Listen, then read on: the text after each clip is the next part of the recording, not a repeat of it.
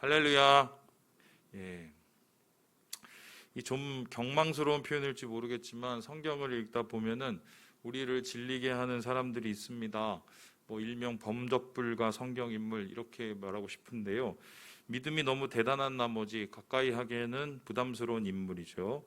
여러분 누가 생각이 나십니까? 저는 딱 이 생각을 하니 두 사람이 떠올랐는데, 첫 번째는 구약에서 모세, 신약에서는 이 바울이었습니다.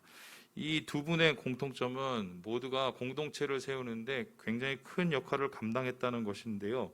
그래서 그런지 이 두 분의 삶 속에서는 이 같은 점들이 많이 있습니다. 첫째로 둘 다 치명적인 과거를 안고 있습니다. 모세는 민족에 불타서 애국 군인을 돌려쳐서 죽였습니다. 바울은 종교에 불타서 그리스도인을 잡아쳐 죽였습니다. 이것이 어느 정도의 부담이었냐? 바울의 다음의 고백처럼 스스로를 죄인 중에 괴수라고 고백할 정도였습니다. 둘째로 이 두 분의 공통점은 비포 앤 애프터가 확실하다는 것입니다. 확실한 변화인데요. 모세는 불타는 떨기나무에서 하나님을 만났습니다. 바울은 다메섹 가는 길에 주님을 만났습니다. 이들은 완전히 변했는데요. 과거와 180도 다른 모습이 되었습니다. 모세는 먼저 하나님의 대리자가 되어서 이스라엘 백성을 출애굽시키고 가나안으로 인도하게 됩니다. 바울은 복음의 전도자로 탈바꿈을 하고 이방인의 사도에 서게 됩니다. 모두 급격한 변화가 일어나게 된 것입니다. 뿐만 아니라 이 두 분의 이 공통점이 뭐냐? 모두 사명에 충실했다는 것입니다. 거의 목숨을 바칠 정도였는데요. 모세는 40년 동안 이스라엘을 광야에서 인도했습니다. 이 가운데 돌을 맞을 뻔한 것이 수번이요.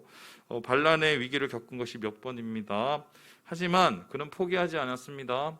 죽을지라도 그 사명을 지켜냈습니다. 말 그대로 철인 모세였습니다.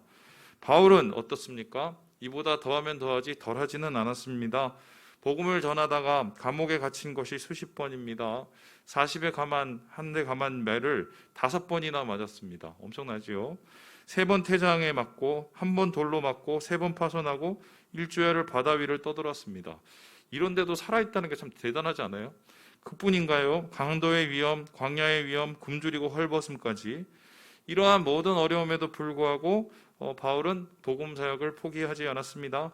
복음 전하기 위해서 그가 어느 정도 애썼는가?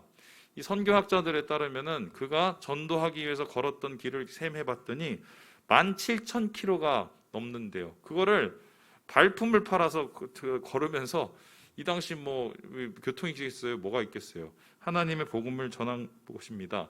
철인 모세를 능가하는 강철 바울이라고 하겠습니다. 하지만 오늘 우리가 본문에서 살펴보는 바울의 모습이 좀 이상합니다. 낯섭니다. 그는 강철 바울도 불굴의 지도자도 전도자도 아닙니다. 그냥 괴로움 속에서 떨고 있는 한 연약한 인간처럼 보이는데요. 우리 함께 13절을 살펴보겠습니다. 시작. 내가 내 형제 디도를 만나지 못함으로 내 심령이 편하지 못하여 그들을 작별하고 마게도나로 갔노라. 그는 얼마 전까지 드로아에 있었다고 합니다. 하지만 곧 그곳을 떠나게 되었는데요. 흥미로운 것은 드로아 사역이 실패하거나 힘들었던 것이 아닙니다. 12절의 표현을 보면 하나님께서 문을 열어주셨다라고 합니다. 전도의 문이 활짝 열린 거고요. 조금만 힘을 더 보태면 그곳에 교회가 생기고 하나님의 역사가 이루어질 바로 그 찰나였습니다. 그런데 이런 상황에서 우리가 아는 바울 같으면 어떻게 합니까? 얼씨구나 하면서 뒤도 안 보고 사역에 올인했을 것이 분명합니다. 하지만 본문에서 어떻게 합니까? 바울은 그러지 않아요. 그곳을 그냥 떠나버립니다. 드로아를 떠나서 마게도냐로 넘어가 버립니다. 지금으로 말하자면 어떤 목사님이 한창 교회에서 사역을 하다가 때려치고 갑자기 다른 곳으로 도망간 거하고 똑같은 것인데요. 도대체 무슨 일이 있었던 것일까? 바울이 바울답지 않는 이 장면, 우리가 어떻게 이해해야 할까요? 바울의 표현에 의하면 자기가 내 심령이 편하지 못했다, 불편해서 그랬다라고 이야기를 합니다. 여기서 이 편안함이라고 번역된 헬라어 아네시스는요, 평온, 자유, 휴식인데요. 직역하자면 영원히 자유하지 못해서 마음의 여유를 잃어버려서 불편해서 이곳을 떠났다고 이야기를 합니다. 무엇이 그의 마음을 붙들어 매고 있었을까요? 무엇이 그 안에 있는 자유를 해방하고 있었을까요? 성공적인 사역을 눈앞에 두고 떠날 만큼 바울을 괴롭혔던 것은 도대체 무엇이었을까? 사도행전과 고린도후서의 전후 문맥을 살펴보면 그의 괴로움을 어느 정도 알 수 있게 됩니다. 보시다시피 세 가지인데요. 먼저 그는 방금 전에 에베소에서 복음을 전하다가 추방을 당했습니다. 맞았던 것 같고 심지어 갇히기까지 했는데요. 이때 당한 고난이 어느 정도였냐? 1장에 살펴보니까 살 소망이 끊어질 정도였다고 말을 합니다. 오죽하면 사형 선고 받은 것처럼 그런 압박감 속에 있었다고 얘기하는데요. 극한의 고통을 느낀 것 같습니다. 뿐만 아니라 이런 에베소의 추방 이후에 계속적으로 고린도 교인들과의 갈등이 있었습니다. 고린도 교회, 바울이 세운 교회입니다. 그런 교회가 어떻게 바울을 공격하고 비난했을까요? 그들 안에 들어온 거짓 교사와 이에 선동된 몇몇 교인들, 이 사람들이 부하내동을 해갖고 교회를 힘들게 만든 것입니다. 이를 위해서 바울은 해결하려고 몇 번의 편지를 쓰고요. 그것도 안 되니까 찾아가까지 합니다. 그런데 해결이 안 났어요. 갈등의 골만 더 깊어질 뿐입니다. 마지막으로 자기가 가장 아끼는 디도라는 사람을 보내요. 디도는 그가 가장 믿는 동역자며 고린도 교회 출신이었기 때문인데요. 좀 잘 해결해봐라. 이 편지를 하나 써서 보냅니다. 그런데 소식이 없어요. 연락 두절이 된 것입니다. 그러니까 바울이 이때부터 마음이 복잡해지기 시작했습니다. 도대체 무슨 일이 일어난 걸까? 가갖고 고린도 교인들한테 무슨 봉변을 당했나? 아니면 오는 길에 무슨 사고는 당한 게 아닌가? 이런 걱정들이 바울을 괴롭히고요. 이런 염려들이 바울의 마음을 무너뜨리게 된 것입니다. 그래서 바울은 사역에 전념할 수가 없었던 것입니다. 더구나 드로아는 소아시아와 마게도냐를 연결하는 중요한 선교지인데요. 이곳을 성공하면은 큰 선교 베이스를 얻게 되는 것이거든요. 이러한 절호의 기회가 왔음에도 불구하고 바울은 정신을 못 차렸습니다. 그리고 마게도냐로 급히 떠납니다. 아마 빌립보가 아닐까 싶은데요. 그곳에서 이제 디도가 돌아오는 길목이니까 기다려서 찾아보려고 했던 것 같아요. 거기까지 가서라도 디도를 찾아볼 심산에 길을 그냥 무작정 떠난 것입니다. 괴롭습니다. 발걸음은 무겁습니다. 그리고 떠나는 마음도 편하지가 않습니다. 그런데 이렇게 이 암흑과 같은 이야기가 갑자기 변해버립니다. 이상하게 돌아가는데요. 갑자기 그의 입에서, 그 불편한 그의 마음에서 감사와 찬양이 쏟아지게 됩니다. 그 괴로움의 길 위에서 말인데요. 우리 함께 14절을 살펴보겠습니다. 시작. 항상 우리를 그리스도 안에서 이기게 하시고 우리로 말미암아 각 처에서 그리스도를 아는 냄새를 나타내시는 하나님께 감사하노라. 같은 사람이 만나요. 좀 전까지는 괴로워서 뒤도 안 보고 막 도망가던 사람이 갑자기 입으로 하나님께 감사한다, 찬양한다 막 이런 얘기를 쏟아놓게 되는 것입니다. 도대체 무슨 일이 일어난 것일까요? 불편함 때문에 사역마저 포기했던 이 바울의 입에서 갑자기 감사와 찬양이 쏟아진 이유가 무엇일까? 학자들은 이 갑작스러운 감사를 역설적인 감사라고 하는데요. 그리고 그가 왜 이렇게 역설적인 감사를 하게 되었는가? 이 말씀 안에 있는 한 단어에서 그 비밀을 찾게 됩니다. 우리 같이 한번 읽어볼까요? 시작. 뜨레암뷰. 다시 읽어볼까요? 시작. 뜨레암뷰. 이 단어가 뭐냐면요. 승리하다입니다. 그래서 본문에는요. 이기게 하시고라는 단어로 번역되고 있습니다. 하지만 진짜 이 말의 뜻은 한마디로 어떤 행동이 아니라 그림이에요. 그러니까 개선 행진으로 인도하는, 개선 행진을 따라서 걷는 이 군인들의 모습을 상징하는 것인데요. 그래서 그는 마음속에서 그림을 그린 거예요. 역설적인 감사를 할 수 있었던 이유가 이 뜨레암 뷰어의 그림을 마음속에 그렸기 때문이다. 그는 지치고 상한 영혼 속에서 이 그림을 그렸습니다. 그리고 이 그림이 다시 바울을 일으키게 되고요. 감사하게 되고요. 소망하게 됩니다. 그렇다면 그가 그렸던 이 뜨레암 뷰어의 그림, 이 개선행진의 그림은 도대체 어떤 모습이었을까? 이 그림은 물론 바울 이후에 1600여 년 지나서 그린 그림입니다. 여러분이 잘 아시는 화가 루벤스의 그림인데요. 이 그림의 제목이 뭐냐? 로마의 승리라는 그림입니다. 이 전쟁을 마치고 로마로 돌아오는 군대의 행렬을 그리는 그림인데요. 보시는 것 같이 막 이렇게 뭐 기쁘 있죠. 그런데 이 개선 행진에는 그냥 사람들이 막 몰려다니는 게 아니라 순서가 있어요. 순서. 보시다시피 이 순서는요. 먼저 원로원 의원이 앞에 서요. 정치하는 사람들, 정치의원들 앞에 서고요. 그 다음에는 나팔수들이 막 나팔을 막 붑니다. 막 축하하는 거죠. 승리를. 그리고 나서는 뭐냐. 이 승리했던 그곳에서 가지고 온 전리품들, 보물들을 막 싣고 옵니다. 사람들이 막 놀라겠죠. 그리고 나서는 그 전리품 뒤에는 뭐가 오냐. 포로들이 이제 잡혀와요. 막 거의 막 끌려오듯이 잡혀오는 거죠. 그리고 그 포로 뒤에는 막 채찍질을 막 하고요. 그리고 이제 본진영이 오는데 그 본진영에는 무엇이냐? 제사장이 와서 막 그 한마디로 그 앞에를 축하를 같이 하고요. 그리고 그 승리를 이끈 장군, 그리고 그 장군의 뒤를 따르는 군인들이 이렇게 개선 행진으로 이어지게 됩니다. 이 그림이 바울을 바꾼 거예요. 그럼 이상하지 않습니까?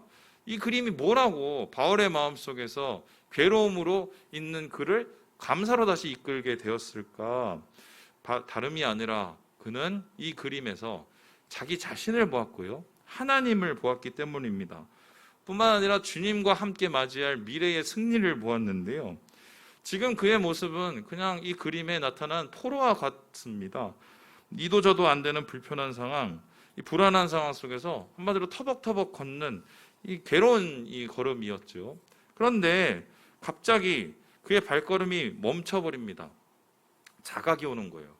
내가 지금 뭐 하고 있지? 그리고 나서 눈을 들어서 하늘을 봅니다. 그 하늘을 봤더니 무엇이 보입니까? 여전히 자기와 함께 하시는 주님이 계시는 거예요. 승리의 길을 여시는 하나님, 사망의 권세를 이기신 부활의 주님이 보인 것입니다. 그래서 그의 걸음을 멈추고 그는 다시 걷기 시작합니다. 이제는 포로의 걸음이 아니라 승리의 군대의 행진이 된 것입니다. 승리의 장군이신 예수 그리스도를 따라서 가게 되는데요. 그런 걸음 끝에 이제 바울은 자신의 고난을 다시 해석하게 됩니다. 아, 이 고난이 아무것도 아니고 괴로운 것이고 그냥 나를 불편하게 하고 사역도 멈추게 하는 것인 줄 알았더니 헛된 것만은 아니었구나. 이게 의미가 있구나. 이게 뭔가 목적이 있구나. 그것을 이제 해석하게 돼요. 그래서 이 그림을 통해서 그 자신을 이 괴로운 상황을 이렇게 정리를 하게 됩니다. 우리 함께 15절을 읽어봅니다. 시작. 우리는 구원받는 자들에게나 망하는 자들에게나 하나님 앞에서 그리스도의 향기니. 포로였다가 이제는 군대가 됐다가 이 군대 진영을 보면서 자기 자신을 뭐라고 얘기하냐면 나는 향기다라고 이야기를 한 겁니다. 그냥 향기가 아니라 그리스도의 향기다. 자, 그리스도의 향기로 자기를 말하고 있는데 도대체 무엇을 이야기하는 걸까? 이것은 두 가지로 해석을 할 수 있는데요. 첫 번째는 그림에서 그 해석을 찾을 수 있습니다. 아까 보았던 그 귀퉁이의 그림을 확대한 건데요. 여러분, 제사장들이 이 장군 앞에 있다고 했습니다. 그런데 그냥 있는 게 아니라 뭘 같이 태웁니다. 저 태우는 게 불꽃이 아니라 향로예요. 저 향로에다가 향을 막 갖다 태우는데요. 그 향이 막 온 이 거리에 진동을 했겠지요. 이들이 장군 앞에서 이 향을 태우는 이유는 승리의 향기가 모든 거리와 모든 도시에 넘쳐나게 하기 위한 것이었습니다. 그리고 이러한 향기가 어느 때까지 계속됐느냐? 자신들이 섬기는 그 신이 있는 성전이 있는 곳까지 이 향을 계속해서 태우면서 승리의 향기가 끊이지 않게 합니다. 여러분, 이 당시의 상황이 어떠냐면요. 거리가 굉장히 우리 생각보다 엉망진창이었습니다. 여러분, 그 가끔씩 무슨 뭐 세계사 프로그램들 보면 아시겠지만 화장실이 우리 이 일상 속에 생겨난 게 그렇게 오래되지 않았어요. 중세 때 1500년, 1600년만 해도 화장실이 없었습니다. 그래서 이 무슨 유럽의 성 같은 거 보면은 뭐 2층, 3층에 갑자기 무슨 뭐 베란다 같은 난간에 구멍이 하나 뚫린 게 있어요. 그게 뭔지 아세요? 거기서 변을 봤던 거예요. 그럼 변을 보면 그게 어디로 떨어져요? 거리로 떨어집니다. 그럼 거리가 온통 똥통이었어요. 죄송해요. 그러면 그게 막 냄새가 진동을 하죠? 그러니까 그 냄새를 견디지 못하니까 사람들이 어떻게 해요? 향수를 뿌리기 시작한 거예요. 향수가 유럽에서 발전이 된 게 절대로 좋은 사연은 아니에요. 그래서 그러면 그때보다 1600년 전의 이 얘기예요. 거리에 어떤 냄새가 진동을 했을까요? 고약한 배수구, 뭐 하수구 냄새 진동을 했을 텐데요. 1세기 상황을 한번 고려해 보면 이들이 태웠던 이 향은 우리가 생각하는 그 상상 이상의 것이었을 것입니다. 그래서 이 향을 보면서 그는 자신의 고난을 해석을 하는데, 내가 이 고난을 통해서 복음을 전하니까 이 복음의 향기를 전하려고 하나님이 나를 세우신 것이구나. 자기를 복음의 향기를 퍼뜨리는 하나님의 복음의 통로라고 해석을 하게 된 거예요. 물론 매일 성공적인 것은 아니지요. 그리고 복음 전하다가 얻어맞은 적도 많습니다. 하지만 결국은 승리하고 하나님의 나라가 가까이 온다는 것을 그는 믿었습니다. 그래서 이러한 승리의 향기, 복음의 향기를 펼 수 있는 이 모습을 하나님 앞에 감사하게 된 거예요. 두 번째로 이 바울이 해석하는 그리스도의 향기는 어떤 것일까? 좀 더 깊은 의미가 있는데요. 바로 예배의 향기, 제사의 향기였습니다. 우리 함께 로마서 12장의 말씀을 읽어보겠습니다. 시작. 그러므로 형제들아, 내가 하나님의 모든 자비하심으로 너희를 권하노니 너희 몸을 하나님이 기뻐하시는 거룩한 산 제물로 드리라. 이는 너희가 드릴 영적 예배니라. 제가 한번 질문을 해보겠습니다. 성경에서 향기라는 말이 제일 많이 나오는 성경이 뭔지 아세요? 혹시요? 레위기예요. 레위기가 뭡니까? 제사법 다루는 거죠. 제사에서 왜 갑자기 향기냐? 갔다가 제물을 갖다 태워드리고 소제를 드리고 하나님 앞에 모든 것을 드릴 때 그걸 태워드리잖아요. 그 태워드리는 걸 하나님이 뭐라고 그러냐면 향기롭다라고 하셨어요. 그래서 성경에서 말하는 이 향기라는 것은요, 바로 하나님 앞에 드리는 예배와 제물과 제사를 뜻했습니다. 그런데 이 바울은 이 향기로운 제사와 제물을 삶에 적용을 하게 돼요. 그래서 우리가 직접 제물을 태워드리고 우리가 직접 향을 태워드리진 않지만 우리의 삶을 통해서 하나님 앞에 향기로운 제사를 드린다. 그러면 삶으로 하나님 앞에 드리는 향기로운 제사는 뭐냐? 그것이 바로 영적 예배, 삶 속에서 주의 믿음을 지켜나가는 그 모습이라는 거예요. 우리의 삶 가운데 힘들고 어려운 일들 많이 있지만 하나님을 향한 믿음과 그 중심을 잃지 않는 그 감사, 그 예배를 바로 바울이 이 향기로 해석을 하게 된 것입니다. 바울은 이 예배를 드리기 위해서 삶을 드렸습니다. 물론 힘들죠. 고난이 있죠. 타협의 유혹이 있죠. 그러나 그는 흔들리지 않았습니다. 그 이유는 무엇일까? 이에 대한 바울의 속마음을 이렇게 고백을 하는데요. 우리 17절의 말씀을 읽어보겠습니다. 시작. 우리는 수많은 사람들처럼 하나님의 말씀을 혼잡하게 하지 아니하고 곧 순전함으로 하나님께 받은 것 같이 하나님 앞에서와 그리스도 안에서 말하노라. 삶을 하나님 앞에 드리는 건 괴로운 일이지만 그 괴로움을 이길 수 있었고 그런 향기로운 제사를 드릴 수 있었던 이유가 뭐냐? 순전함이래요. 순전함은 여성에 해당되면 순결을 뜻해요. 우리가 그리스도의 신부로서 성결을 잃지 않는 마음인데요. 바로 우리의 예배의 중심을 뜻하는 것입니다.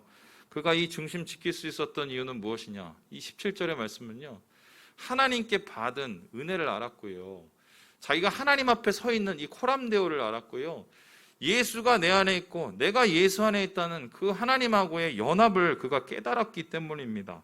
그래서 그는 이런 그림을 그렸고요, 이 그림을 통해서 괴로움을 역정시켜서 소망으로 바꿀 수 있었던 것입니다. 확신했기 때문이에요.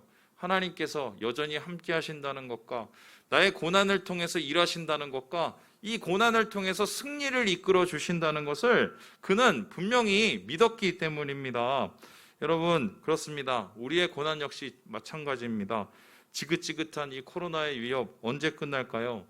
그리고 우리 계속되는 이 열풍과 이 더위를 우리는 언제까지 이겨내야 되겠습니까?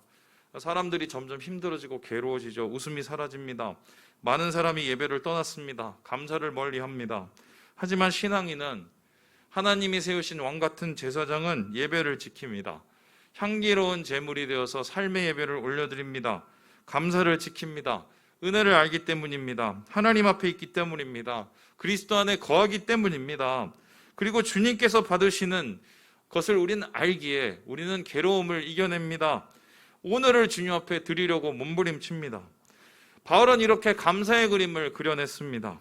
이 그림은 그리고 그의 영혼을 곧 자유케 합니다. 믿음과 소망과 사랑이 다시 깨어나서 그의 삶을 풍성하게 만들도록 합니다.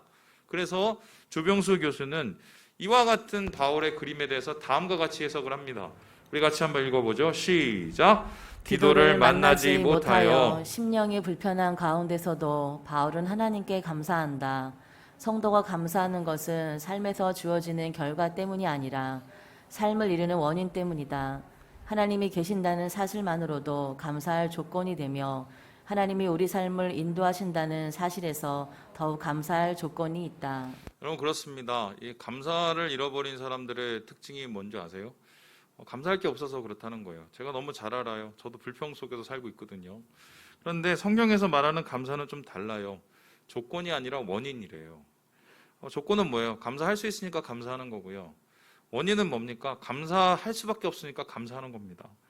왜냐하면 우리의 감사의 이유가 하나님이기 때문입니다. 주님이 우리를 떠나시나요? 우리와 여전히 함께 있습니다. 주님이 우리의 삶을 버려두시나요? 여전히 우리를 인도하십니다. 주님이 우리를 그냥 팽개치나요? 주님께서 지금도 우리를 지키고 계십니다. 이것은 변하지 않는 진리예요.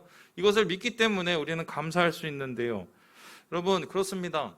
이러한 감사의 마음을 지키고 이런 감사의 그림을 지킨 사람들은 갑자기 삶이 역전되는 역설적인 이 소망의 그림으로 바뀌게 되어요. 바울은 이것을 그렸고 이것을 완성했고 그의 이 불편함들을 이 그림을 통해서 이 감사의 드로잉을 통해서 이겨냈던 것입니다. 지난주 제가 어디 다녀왔는지 궁금해하시는 분들 되게 많은데 묻지 못하고 계시는 거 잘 알고 있습니다. 이 난리통에 어디를 그렇게 쏘다녔을까? 난리통도 맞고 다녀온 곳도 많은데 제가 쏘다니진 않았습니다. 어느 시골 한 구석에 처박혀 있다가 왔는데요. 저희가 간 곳은 어디냐? 이 전남에 있는 신안군에 있는 한 섬입니다. 이 16도라 다리가 이어진 지 얼마 안 됐는데 이 개통된 이 천사대교를 건너서 이 나오는 섬 거기서 이제 거의 처박혀 있다가 왔어요. 지인의 소개로 알게 되었는데요. 그런데 이 섬에 도착했을 때 우리를 맞이한 것이 있습니다. 강아지도 아니고 펜션 주인도 아니고 바로 이 그림이었습니다. 여러분 이 그림을 보시면 뭐 아저씨 아줌마가 둘이 있죠. 그 위에 막 이렇게 나무가 있는데 이 그림이 일명 동백파마 벽화입니다. 아마 한번 SNS에서 보신 분들이 있을지 모르겠어요. SNS에서 화제가 된 그림인데요. 근데 가서 보니까요, 이 그림이 있는 곳이 굉장히 의외였습니다. 이 보시다시피 행길가예요. 차가 막 지나가는데 거기 그냥 뜬금없이 이렇게 저 다리를 건너면 삼거리에 그 그림이 딱 그려져 있습니다.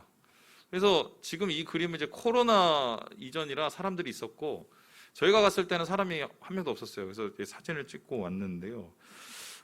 이 기동 삼거리라는 곳에 이 그림이 떡하니 걸려 있는 건데 중요한 것은 이 그림 전후가 완전히 다르다는 거예요. 이 그림 한 장이 이 섬을 완전히 바꿔놓게 된 것입니다.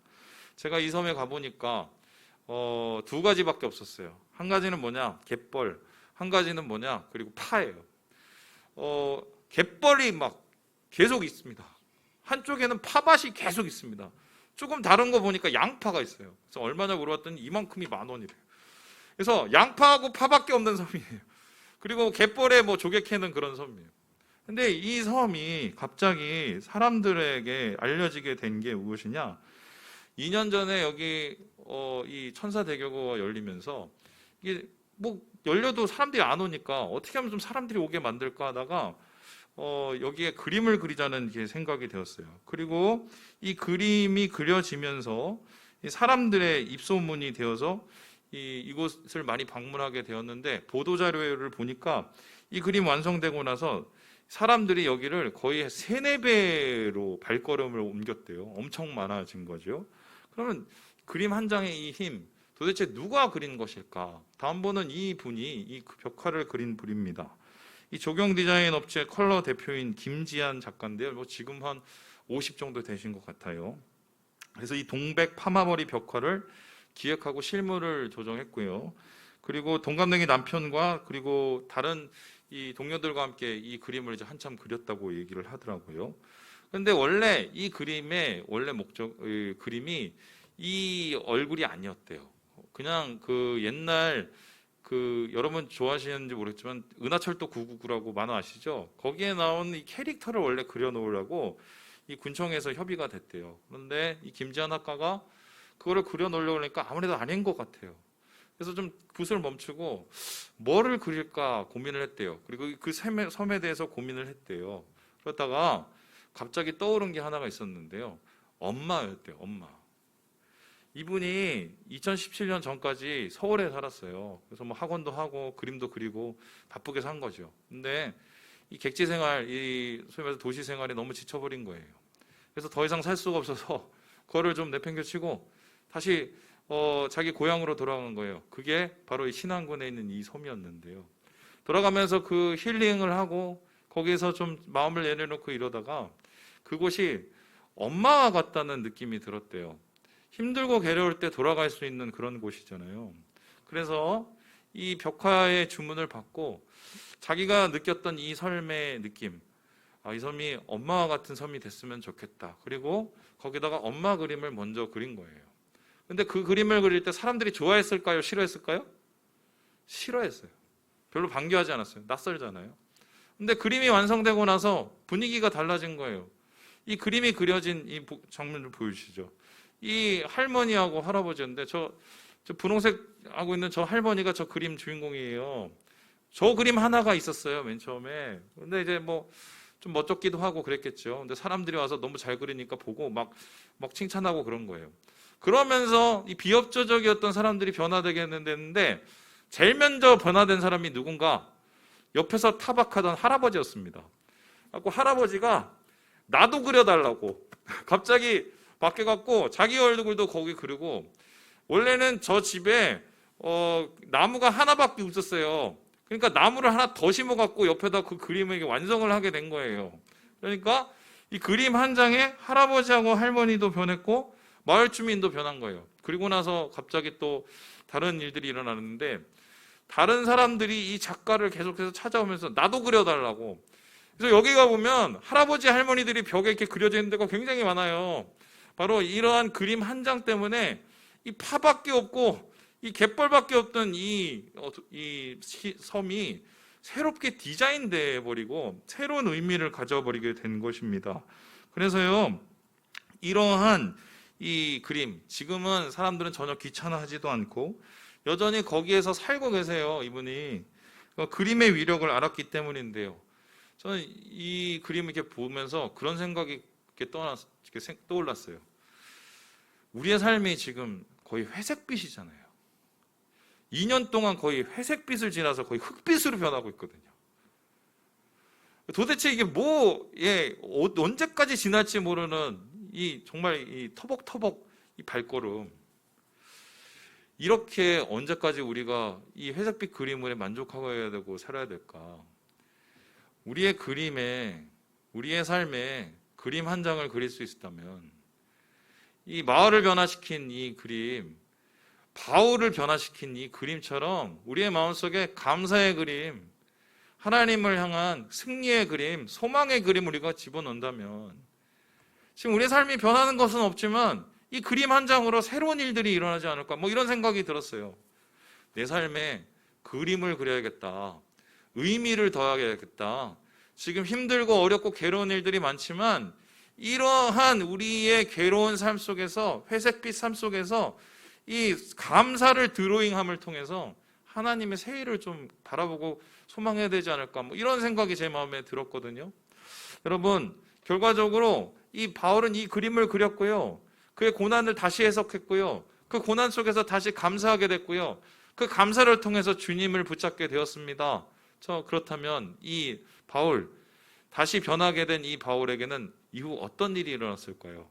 사족이지만 바울의 이야기, 뒷이야기를 읽고 마무리해 보도록 하겠습니다. 우리 함께 고린도 후서 말씀 같이 한번 읽어보겠습니다. 7장입니다. 시작.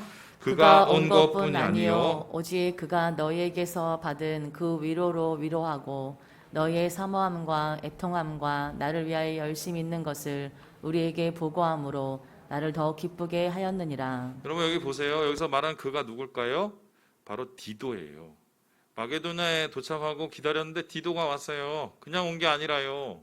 바로 고린도의 소식을 듣고 왔어요. 고린도 교회의 소식 뭡니까? 그들이 변하기로 작정하고 뉘우치기로 작정하고 다시 바울과 함께 화해하고 하나님 안에서 소망을 품기로 작정했다는 그 놀라운 소식을 들었어요. 여러분, 마게도냐 가기 전까지 괴로운 발걸음이었는데 그의 마음을 바꿔서 승리의 그림, 소망의 그림을 그렸더니 감사의 제목들이 쏟아지는 거지요. 그 감사가 삶 속에서 현실이 되었고요. 그 현실을 통해서 하나님의 열매와 역사를 보게 된 것 아니겠습니까? 말씀을 마칩니다. 지금 괴롭지 않은 사람은 아무도 없어요. 답답하지 않은 사람도 아무도 없습니다.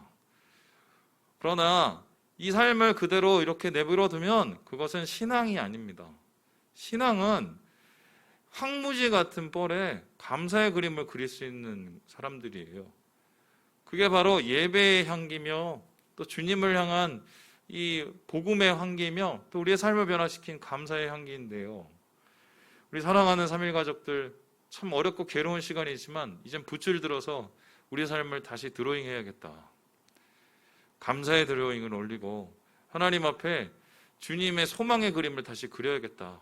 전 이런 마음을 여러분하고 나누고 싶습니다. 말씀을 마칩니다. 이 상황 속에서 감사를 그립시다. 소망을 그립시다. 다시 하나님께서 주신 희망을 그립시다. 이러한 우리의 그림을 통해 하나님은 우리에게 소망의 열매, 감사의 열매를 이루실 줄 믿습니다. 그런 열매를 누리시는 사랑하는 3일 가족 되시길 주님의 이름으로 축원합니다. 기도하겠습니다.